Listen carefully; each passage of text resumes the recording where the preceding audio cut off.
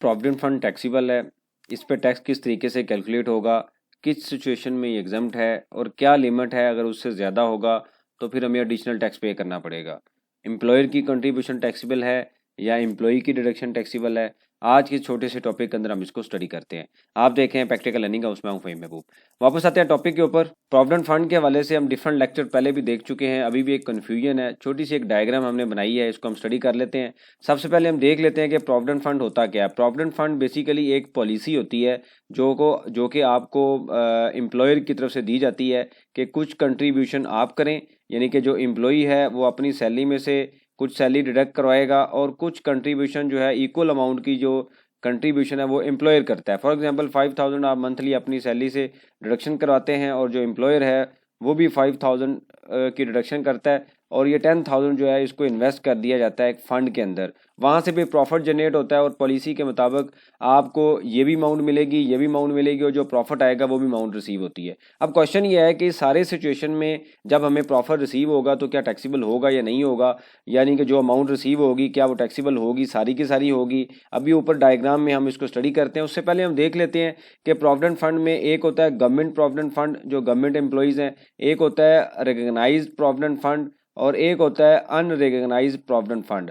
Government वाला case तो सारा है, जो गवर्नमेंट का अपने अदारे होते हैं, फंड्स होते हैं, उन्होंने इन्वेस्ट किया होता है, वो सारे का सारा एग्जम्प्ट होता है। ऊपर अभी हम स्टडी भी कर लेते हैं। रिकग्नाइज्ड फंड में ये होता है कि जो कंपनी है वो प्रोविडेंट फंड के प्रॉपर एक रजिस्ट्रेशन कराती है एफबीआर के अंदर, यानी कि टैक्स डिपार्टमेंट में उसकी रजिस्ट्रेशन होती है, उसका एक एनटीएन बनता है, उसका एनुअल ऑडिट होता है, अकाउंट सबमिट होते हैं, जो टैक्स बनता है गवर्नमेंट पे करती है, यानी कि इन्वेस्टमेंट कंपनी पे करती है। इन्वेस्टमेंट करने के बाद जो प्रॉफिट रिसीव होता है उसके ऊपर टैक्स होता है और जो कंपनी जो है उसको पे कर रही होती है। इसी तरीके से अनरिकग्नाइज्ड जो प्रोविडेंट फंड है वो कंपनी ने रजिस्टर नहीं करवाया होता, पैसे एम्प्लॉयर के और एम्प्लॉई की जमा करने के बाद कंपनी खुद इन्वेस्ट कर रही होती है बगैर बीआर को बताए। जो इसकी एक सेपरेट जो है इन्वेस्टमेंट हो रही होती है किसी भी इक्विटी फर्म में या किसी डिवेंचर्स में या टीडीआर में या म्यूचुअल फंड में, जहाँ पे भी कंपनी को प्रॉफिट मिलता है वो वहाँ पे इन्वेस्ट करते हैं, लेकिन वो टैक्स में रजिस्टर्ड नहीं होते। तो अगर दोनों में डिफरेंस यही है कि एक सेपरेट जैसे एओपी या बिजनेस इंडिविजुअल या कंपनी होती है उनको एक एनटीएन दिया जाता है,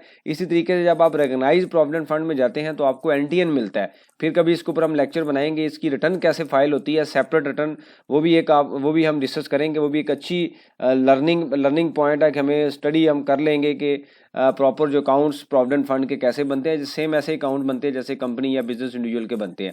अब हम आते हैं जी कुछ इवेंट मैंने क्रिएट किए हैं। सबसे पहले क्या इवेंट है यहाँ पे कि एम्प्लॉई कंट्रीब्यूशन। गवर्नमेंट के केस में नो ट्रीटमेंट, मतलब अभी हम देख लेते हैं कि इसका मतलब क्या है कि एम्प्लॉई की कंट्रीब्यूशन में कोई ट्रीटमेंट क्यों नहीं होता कि आपकी लेट से ग्रॉस सैलरी है 1,00,000 रुपया, ठीक है, उसके बाद सर्टन डिडक्शंस होती हैं। फॉर एग्जांपल 5,000 रुपया आपका टैक्स डिडक्ट हो जाता है, उसके बाद आ जाए 5,000 आपका पीएफ डिडक्ट हो जाता है, कोई आपका मेस के एक्सपेंसेस हैं, ईओबीआई है, तो आपको नेट मिल रहा होता है। तो जो कंपनी है या गवर्नमेंट है जो टैक्स चार्ज कर रही है वो उस 1,00,000 की अमाउंट के ऊपर कर रही है। तो मतलब ये हुआ कि टेक्निकली जो आप tax at the time of source आप अपनी ग्रॉस इनकम पे दे रहे हैं, उसके बाद जो डिडक्शन हो रही है जो पीएफ में जा रही है वो एम्प्लॉई के लिए जब वो रिसीव होगा तो उतना पोर्शन टैक्सीबल नहीं होगा, क्योंकि आप at the time of deduction already gross amount के ऊपर टैक्स दे चुके हैं। मतलब 5,000 रुपया जो है वो 1,00,000 के ऊपर टैक्स देने के बाद माइनस हो रहा है। इस वजह से कोई इसकी ट्रीटमेंट नहीं है, रिकग्नाइज में भी कोई ट्रीटमेंट नहीं है, अनरिकग्नाइज में भी कोई ट्रीटमेंट नहीं है, क्योंकि आप टैक्स ऑलरेडी दे चुके हैं। उसके बाद है एम्प्लॉयर कंट्रीब्यूशन। ये गवर्नमेंट के केस में वैसे ही एग्जाम्प्ट है, यहाँ पे एक लिमिट आ गई है। Limit on employer yearly contribution is PKR 150K और 1/10 of the basic salary plus TAD allowance which ever is lower. अब एग्जांपल के थ्रू हम इसको स्टडी कर लेते हैं। फॉर एग्जांपल हम ज्यूम करते हैं कि जो एम्प्लॉयर है ना उसकी कंट्रीब्यूशन है, लेट से हम ये कहते हैं पहली एग्जांपल में 1,10,000 रुपये उसने साल की कंट्रीब्यूशन की है। दूसरी जो उन्होंने क्राइटेरिया बताया है उस क्राइटेरिया के मुताबिक क्या है कि 1/10 ऑफ द बेसिक सैलरी। अब फॉर एग्जांपल आपकी सैलरी है 1,00,000 रुपया, ठीक है, और आपका टीएडीए कोई नहीं, हम ये कहते हैं 1,00,000 ही है। इसको डिवाइडेड बाई 12 करें तो ये अमाउंट आती है 10,000 और इसको आप मल्टीप्लाई कर लें 12 से तो 1,20,000 की अमाउंट आएगी। अब वो कहता है लोअर ऑफ, तो 1,10,000 रुपया जो है वो आपकी जो लिमिट है उसके मुताबिक, तो ये आपकी जो कंट्रीब्यूशन है आपको अलाउ होगी। अब इसी एग्जांपल को हम आगे फर्दर कंटिन्यू कर लेते हैं। फॉर एग्जांपल एम्प्लॉयर ने कंट्रीब्यूट कर दिया 200K, ठीक है, और आपकी एनुअल फॉर लेट से हम बात करते हैं कि आपका जो सैलरी है वो अमाउंट बनती है, फॉर एग्जांपल हम ये कहते हैं आपकी 2 लाख रुपया सैलरी है, तो 2 लाख के हिसाब से 1/10 जो बनता है वो 2,40,000 बनता है।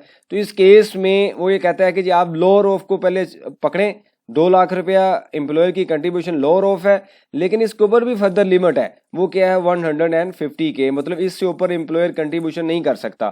तो बाकी जो 50,000 होगा वो क्या हो जाएगा कि जब आपको रिसीव होगा उस सिचुएशन में ये टैक्सीबल हो जाएगा। नॉर्मली ये मंथली बेसिस पे भी टैक्सीबल किया जा सकता है। नॉर्मली कुछ कंपनीज करती भी हैं कि किसी की अगर 2 लाख रुपया सैलरी है तो उसमें से 50,000 रुपया जो है वो अगर उसकी ईयरली कंट्रीब्यूशन ज़्यादा हो रही है तो 50 को डिवाइडेड बाई 12 पे डिवाइड करने के बाद जो अमाउंट आती है ये मंथली यहाँ पे अमाउंट फॉर एग्जांपल 1500 या 2,000 जितनी भी 3,000 अमाउंट बनती है वो यहाँ पे ऐड कर ली जाती है और आपकी अमाउंट 2,03,000 रुपया टैक्सीबल हो जाती है, या जब रिसीव होता है तब भी टैक्सीबल हो जाता है। दोनों सिचुएशन में अवेलेबल है। तो अगर हम इसको स्टडी करें तो वो क्या कहता है कि पहले आप इन दोनों के क्राइटेरिया में लोअर ऑफ को चूज करें, फिर उसके बाद फर्दर ये कहता है कि मैक्सिमम आपको 1,50,000 की डिडक्शन है, इससे ज्यादा नहीं है। ठीक है, तो ये सिनेरियो में हमने उसको स्टडी किया। अब क्या है जी, अगर ये है बाकी टैक्सीबल होगा और नो ट्रीटमेंट। अब यहाँ पे क्या कह रहा है, अनरिकग्नाइज के केस में जो एम्प्लॉयर जितनी कंट्रीब्यूशन करता रहेगा, जब रिसीव होगा उस टाइम टैक्सीबल होगा। लेकिन इस केस में जो एडिशनल अमाउंट होगी मंथली बेसिस पे आपकी सैलरी में ऐड हो जाएगी और वो टैक्सीबल होती जाएगी। फिर क्या आता है इंटरेस्ट क्रेडिट। जैसे हमने अभी डिस्कस किया है कि जब आप कोई इन्वेस्टमेंट करते हैं ऑब्वियसली पैसे एक जगह पे तो नहीं पड़े होते ना, कंपनी उसको इन्वेस्ट कर देती है, कहीं म्यूचुअल फंड में, कहीं TDR ले लिया, डिविडेंड में, कहीं पे भी।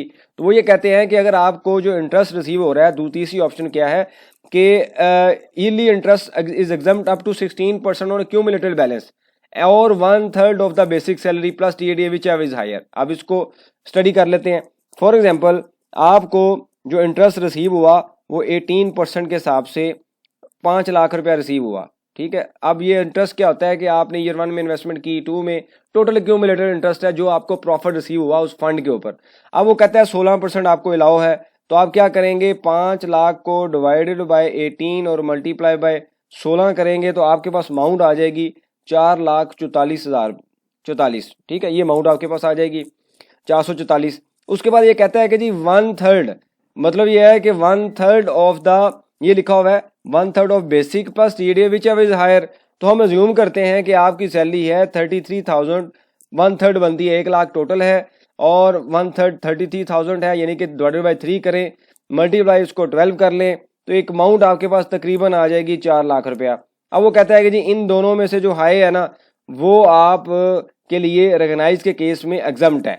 अब आपको रिसीव कितना हो रहा है 5 लाख रुपया, आपके ऊपर एग्जम्पशंस कितने की अवेलेबल है 4,44,000 की, तो रिमेनिंग जो डिफरेंस होगा वो आपके लिए क्या हो जाएगा टैक्सीबल हो जाएगा जब आपको वो प्रोविडेंट फंड मिलेगा। मतलब ये है, हम अज्यूम करते हैं कि आपको 7 लाख रुपया फॉर एग्जांपल 5 लाख रुपया प्रोविडेंट फंड मिला, उसमें से 4,44,000 रुपया एग्जम्पशन है, 4,44,700 एग्जम्पशन है, बाकी जो अमाउंट होगी वो आपके लिए टैक्सीबल हो जाएगी। सारी की सारी एग्जाम नहीं होगी, कुछ पोर्शन क्योंकि लिमिट दे दी है ना, अदरवाइज तो कोई लिमिट नहीं होगी, जितनी मर्जी इन्वेस्टमेंट आए।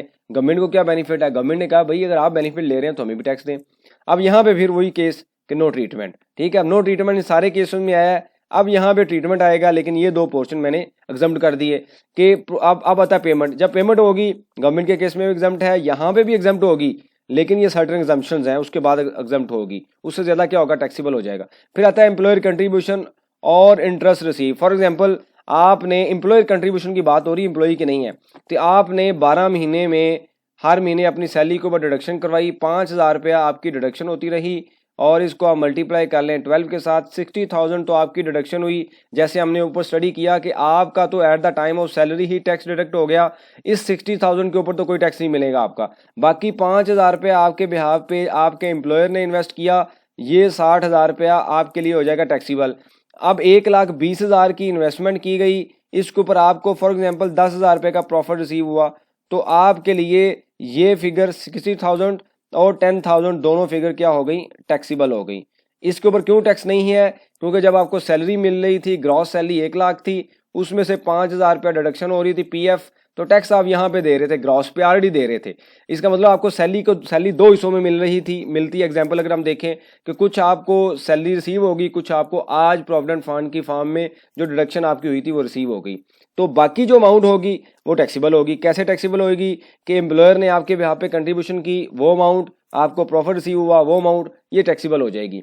अब इसी तरीके से हम अज्यूम करते हैं कि 2 मिलियन आपकी सैलरी थी, उसमें से 5 लाख रुपया 500 के आपको प्रोविडेंट फंड मिला, लेकिन आपको पता चला कि इसमें से 4,44,000 रुपया तो भाईजान एग्जम्प्ट है, इसके ऊपर कोई टैक्स नहीं है। बाकी जो फिगर आएगी वो 2 मिलियन प्लस ये जो बैलेंसिंग फिगर है, ये आपके लिए क्या हो जाएगी, टैक्सीबल अमाउंट हो जाएगी।